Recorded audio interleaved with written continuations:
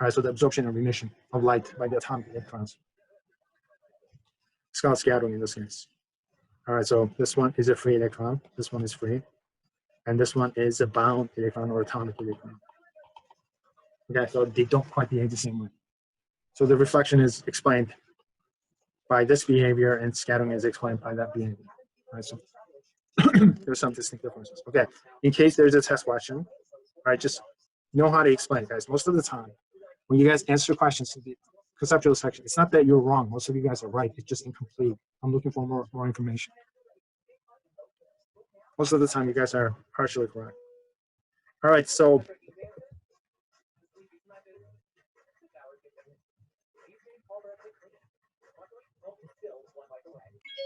refraction. Bending of light rays from a straight line is known as refraction. Rays coming in, incident on the boundary of two media, medium 1 and 2. And then notice that it changes direction. It's no longer moving in the same direction. It bends towards the normal if the second medium is denser than the first medium. If the light is coming from a denser medium to a less dense medium, it's going to bend away from the normal.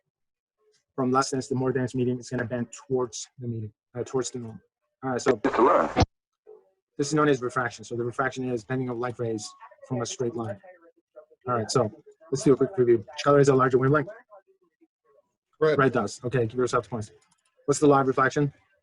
Law of reflection is right here. Angle of incidence is the same as angle of reflection. What's reflection on the atomic scale?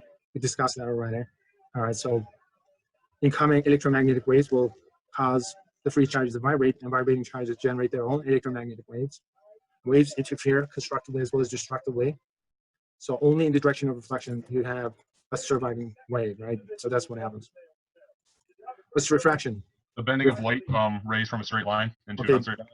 Very good. Bending of light rays from a straight line whenever the light changes medium. All right, so what is the main cause of refraction? Change of medium, right?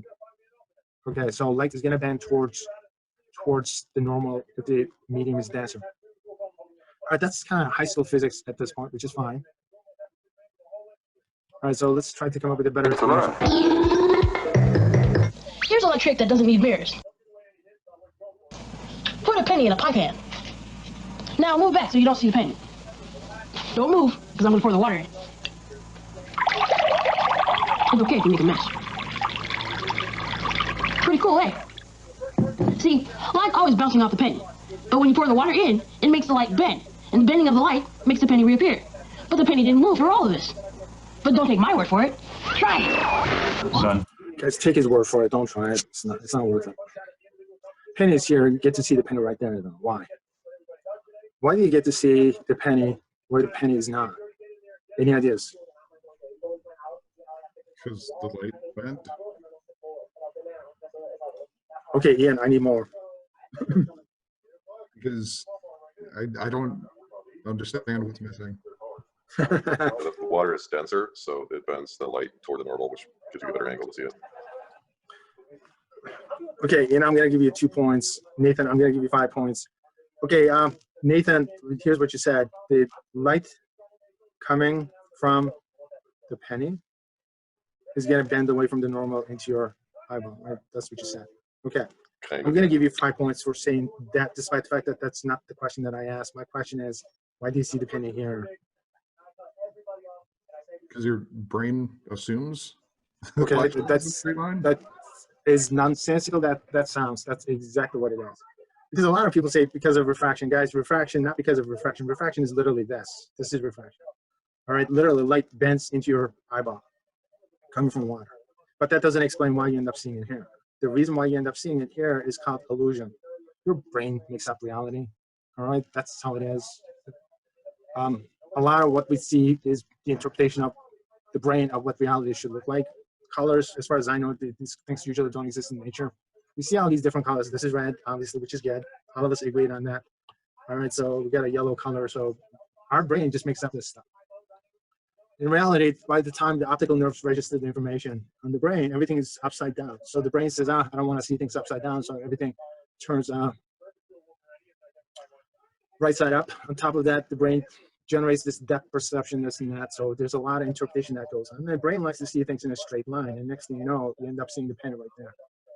All right, so this is known as the refracted image. Is going to be above the actual location. All right, so this one is refraction, and the reason why you see, depending on a different location, is called illusion. All right, the illusion is not physics; it's just the way the brain interprets it. All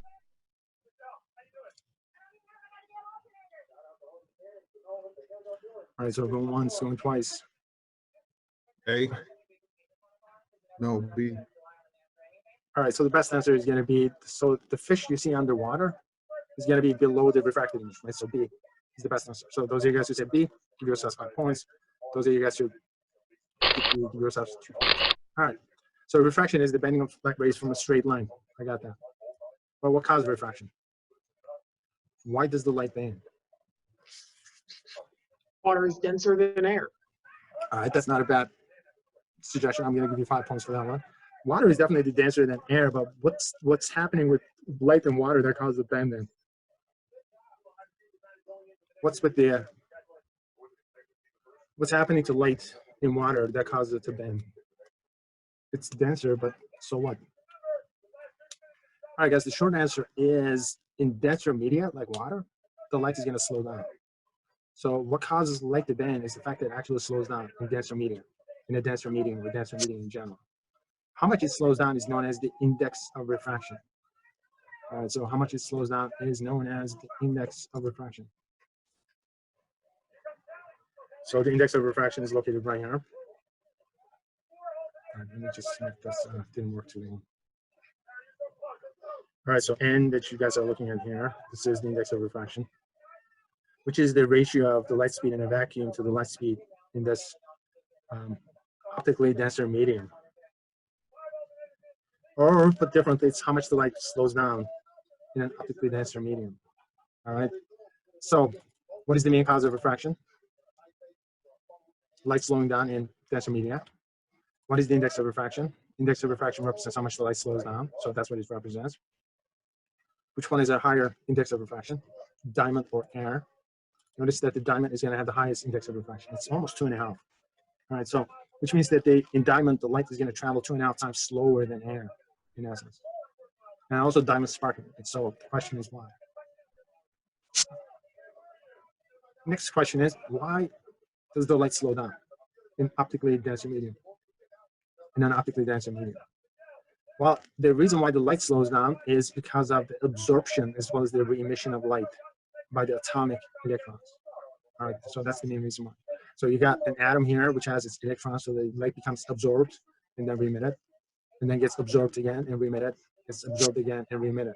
Okay, so absorption and re-emission takes time, and that slows the light down. All right, so right after the light is re-emitted, while it's traveling to the next atom, it travels at the light speed. And then there's going to be a bit of a delay because of the absorption and re-emission. And then it's going to travel to the next one at the light speed. And again, there's an absorption and re-emission. All right, there's a question that you should be asking that you're not asking. Why does it Okay, change so- the angle? Okay, give yourself 10 points for that question. Because what you're in essence looking at is the scattering phenomena that we were talking about, right? So why is it that the angle is not changed, or is it? All right, I think that's one of those things that we need to discuss. All right, that's a really good question. So in this case, scattering happens at random directions. I'm looking at this and it keeps moving in the same direction. That's number one. Number two, I don't see any change in color of light once it's on the inside. All right, so it becomes, my explanation is a good one, and that's the explanation I'm looking for on the test, nothing really detailed. But still, this explanation is lacking for modern physics purposes. So we'll get back to it.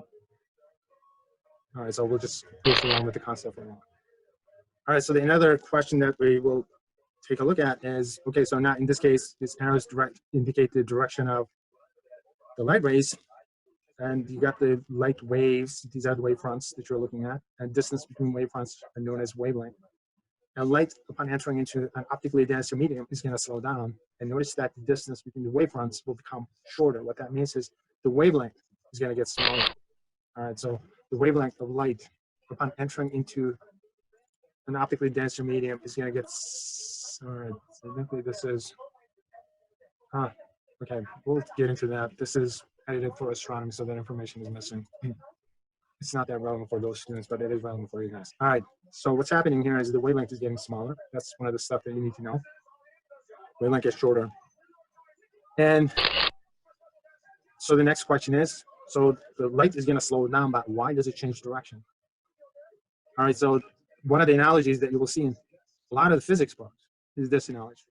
You got a rolling barrel on concrete, and it's coming from concrete onto grass, and the leading edge is going to slow down before the rest of it. So as a result, because this leading edge is slowing down, the entire structure is going to change direction.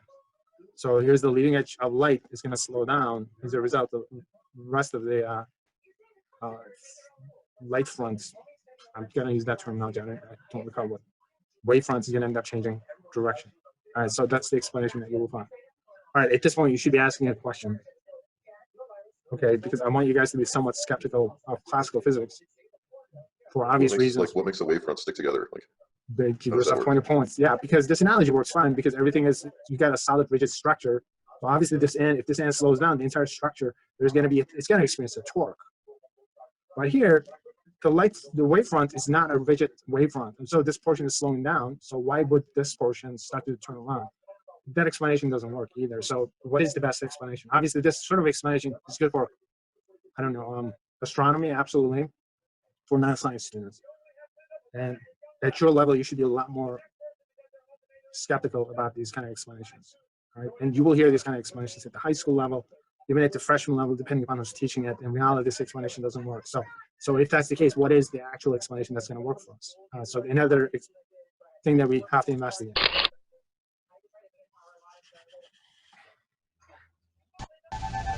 When a light beam, incident at an angle, first encounters a piece of glass. Ooh, okay, so these are the wavefronts. All right, so this is your wavelength, so it's this one. One side is slowed down All right, so that side slows down for magical reasons. before the other, forcing the And the wavelength is shorter. wavefront to change direction. This bending of light, whether in glass, water, or any other transparent material, is called refraction. Light is refracted closer to the direction perpendicular to the interface, whenever it enters a medium that slows it down. This occurs no matter what the direction of incidence.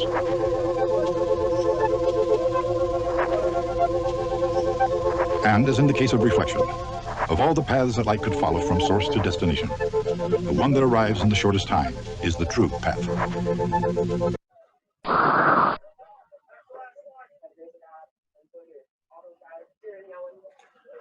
Okay, don't answer that question as yet.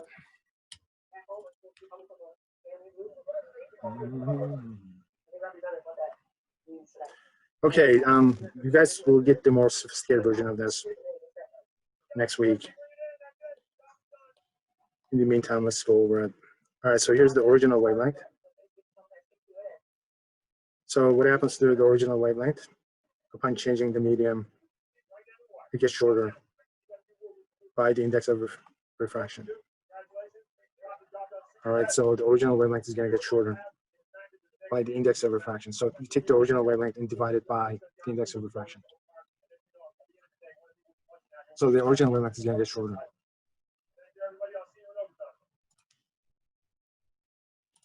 Okay, you should be able to answer that.